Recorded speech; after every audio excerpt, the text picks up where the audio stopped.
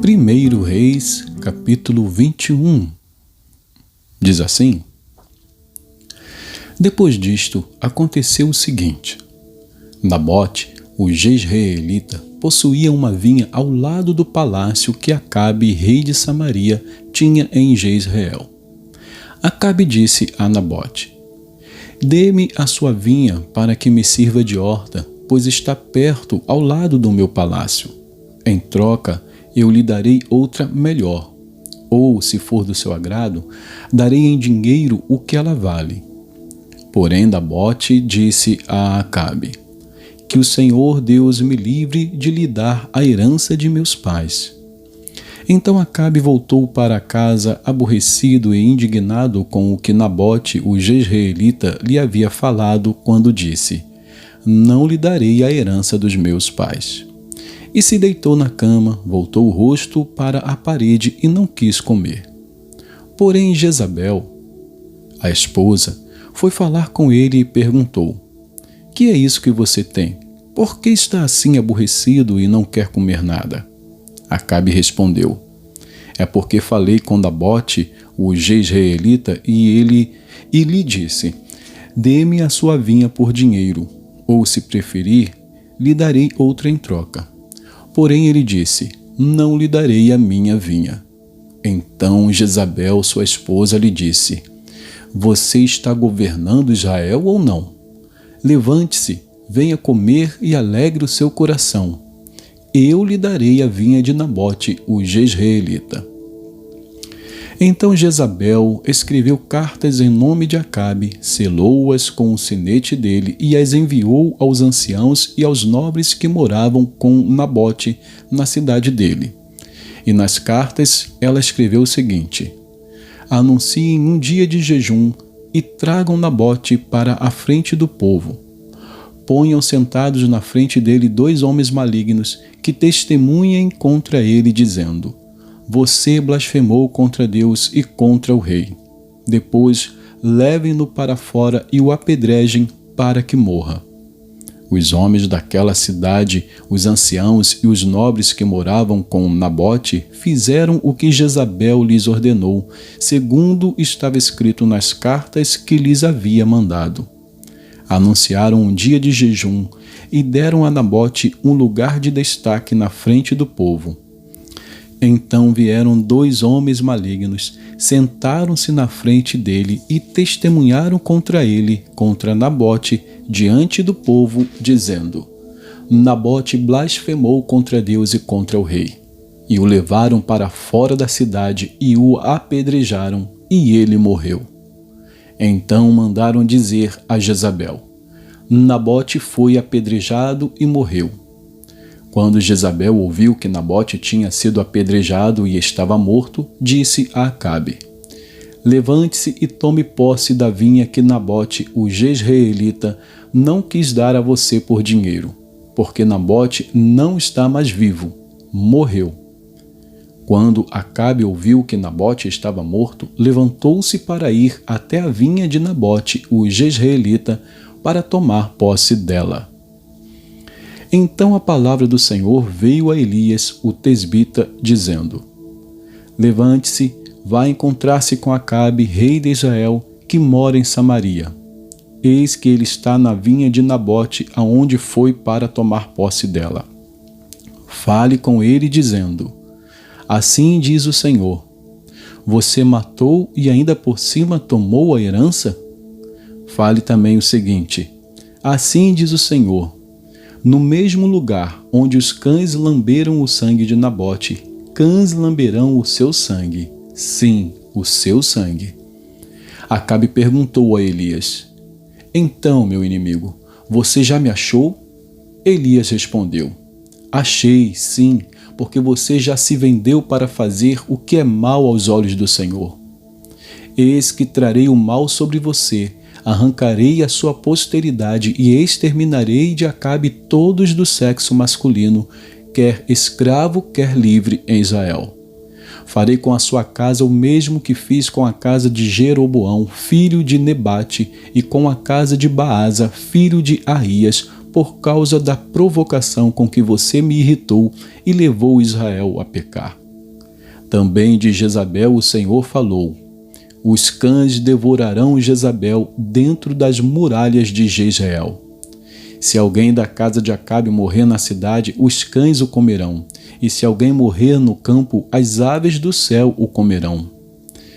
Nunca houve ninguém igual a Acabe, que se vendeu para fazer o que era mal aos olhos do Senhor, porque Jezabel, sua esposa, o instigava. Ele fez grandes abominações, seguindo os ídolos, conforme tudo o que fizeram os amorreus, que o Senhor expulsou de diante dos filhos de Israel. Quando Acabe ouviu estas palavras, rasgou as suas roupas, cobriu-se de pano de saco e jejuou.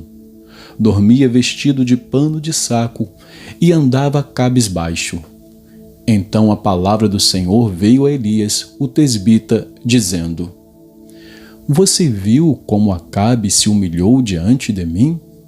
Portanto, visto que ele se humilha diante de mim, não trarei este mal nos seus dias, mas nos dias de seu filho o trarei sobre a sua casa. Vamos a Ezequiel. Ezequiel, capítulo 41. Ezequiel 41 diz assim: então ele me levou ao templo e mediu os pilares, 3 metros de largura de um lado e 3 metros de largura do outro, que era a largura do tabernáculo. A largura da entrada era de 5 metros e as paredes laterais tinham 2,5 metros, uma de cada lado. Também mediu a profundidade na nave e deu 20 metros. Mediu a largura e deu 10 metros. Entrou na parte interior, mediu o pilar da entrada e deu 1 metro. Mediu a largura da entrada e deu 3 metros. Também mediu o seu comprimento e deu 10 metros. Mediu a largura e deu 10 metros na parte frontal da nave. Então ele me disse: este é o Santo dos Santos. Depois ele mediu a parede do templo, 3 metros de espessura. A largura de cada câmara lateral era de 2 metros. Essas câmaras ficavam em toda a volta do templo. As câmaras laterais estavam em 3 andares, câmara sobre câmara, 30 em cada andar. E havia reentrâncias na parede do templo ao redor para as câmaras laterais, para que as vigas se apoiassem nelas e não fossem introduzidas na parede do templo.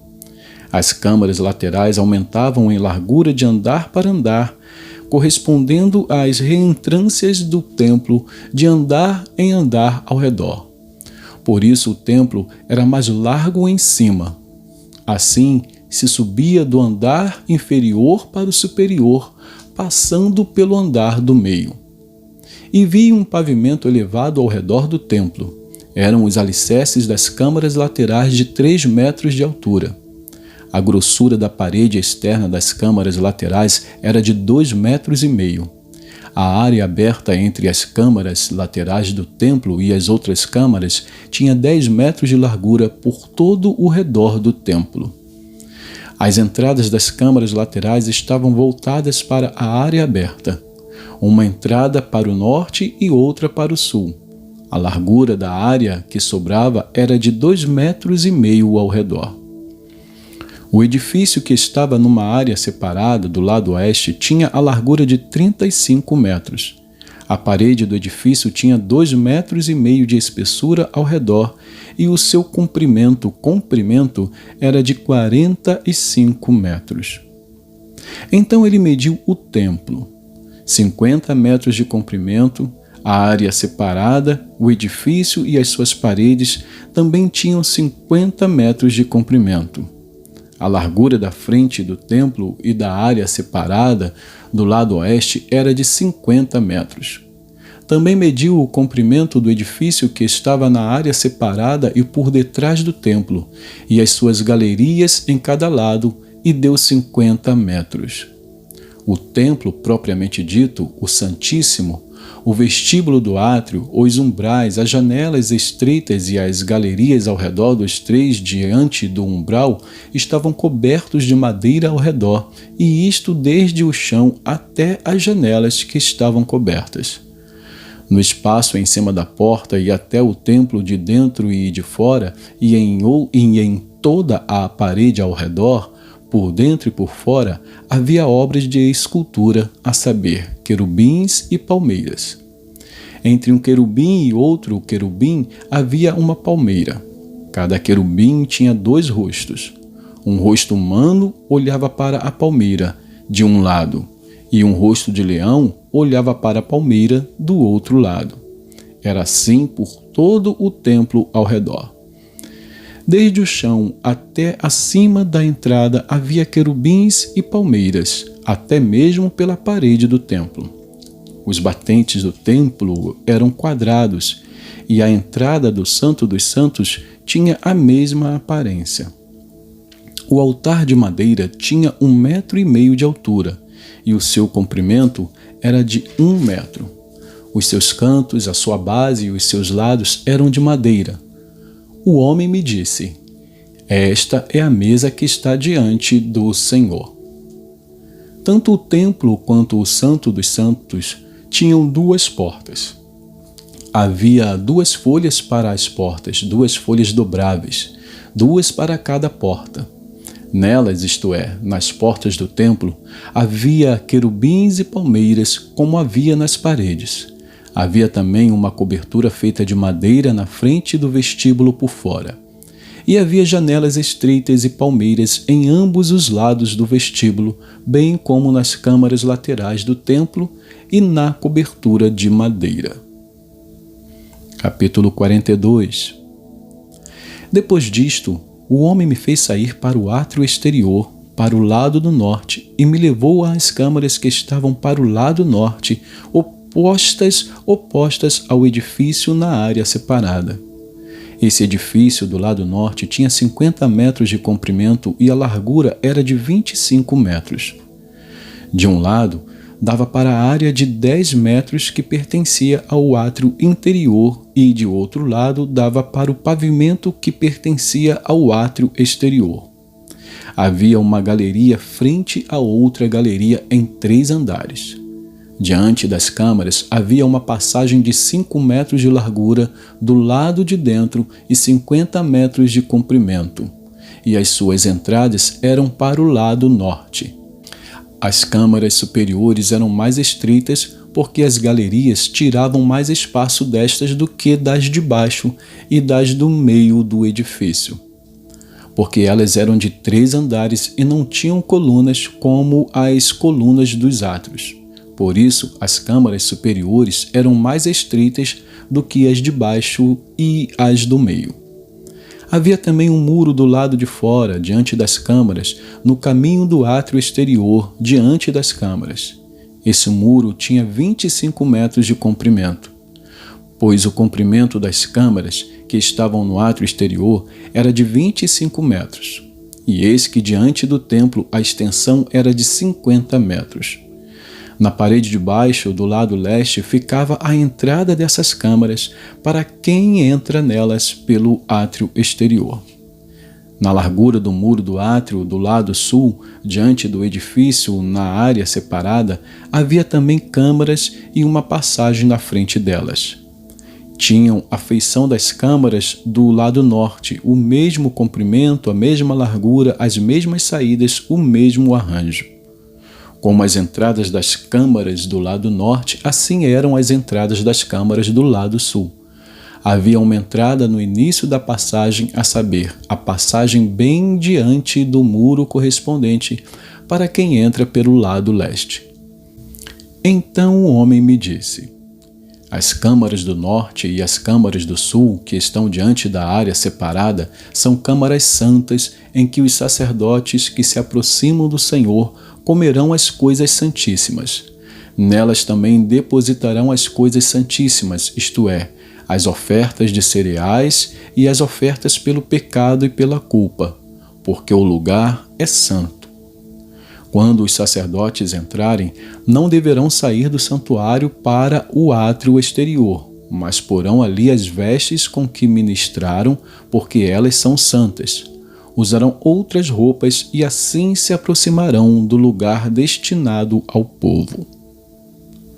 Quando acabou de medir o templo interior, ele me fez sair pelo portão que dá para o leste e mediu a área ao redor. Mediu o lado leste com a cana de medir e deu 250 metros. Mediu o lado norte e deu 250 metros. Mediu também o lado sul, 250 metros. Voltou-se para o lado oeste e mediu. Deu 250 metros. Assim, ele mediu a área pelos 4 lados. Havia um muro ao redor de 250 metros de comprimento e 250 metros de largura para fazer separação entre o santo e o profano. E que Deus abençoe a porção da sua palavra.